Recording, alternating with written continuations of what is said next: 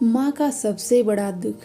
किसी छोटे से गांव में एक माँ अपनी छोटी सी बच्ची राधा के साथ रहती थी। उसका नाम सविता था।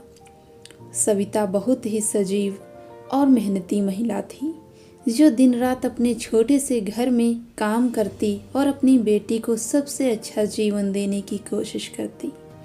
राधा उसकी आंखों का तारा थी। वह सविता के लिए केवल एक बेटी नहीं, बल्कि उसकी पूरी दुनिया थी।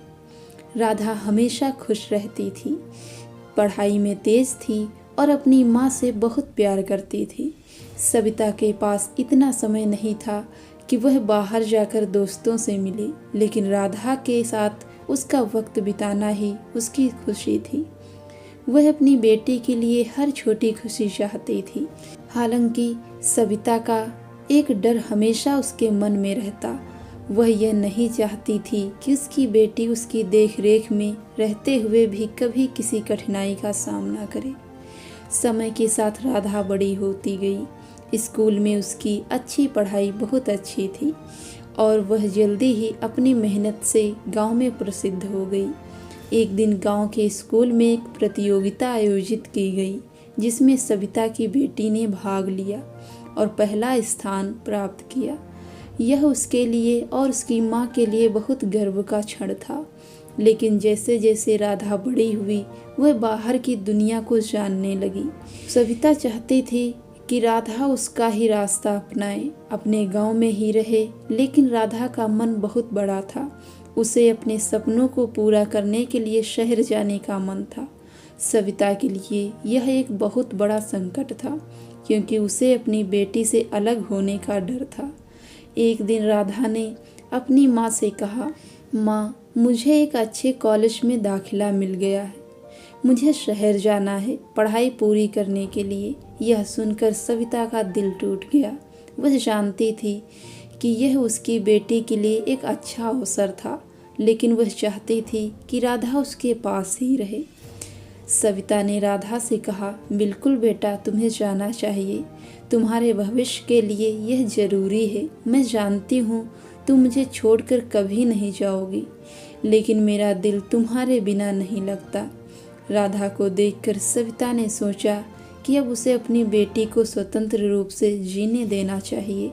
वह अपनी बेटी को विदाई देने के लिए तैयार हो गई, लेकिन उसका दिल भारी था। राधा शहर चली गई और सविता के जीवन में एक खालीपन आ गया।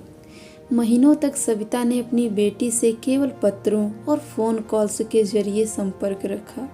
राधा हमेशा खुश रहती थी, नए अनुभवों के साथ जीवन जी रही थी, लेकिन सविता का दिल उस खालीपन से लड़ रहा था जो उसकी बेटी की अनुपस्थिति में महसूस हो रहा था।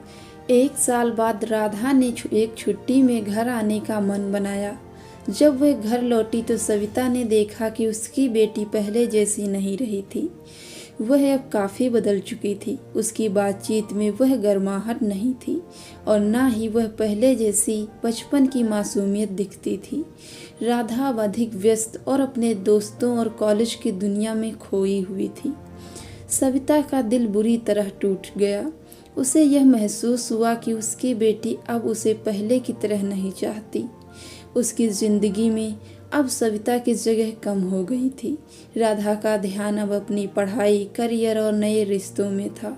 सविता का सबसे बड़ा दुख यही था कि वह अपनी बेटी को इतने सालों तक प्यार देने के बावजूद वह अपनी बेटी को खो रही थी।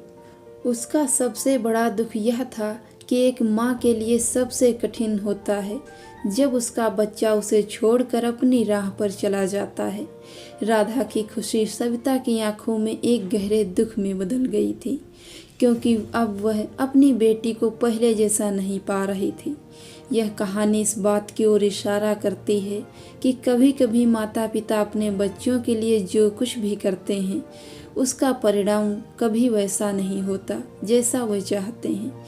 एक माँ का सबसे बड़ा दुख यह होता है कि जब उसका बच्चा उसे पहले की तरह ज़रूरत नहीं महसूस कराता और अपनी ज़िंदगी में खुद को तलाशने निकल पड़ता है।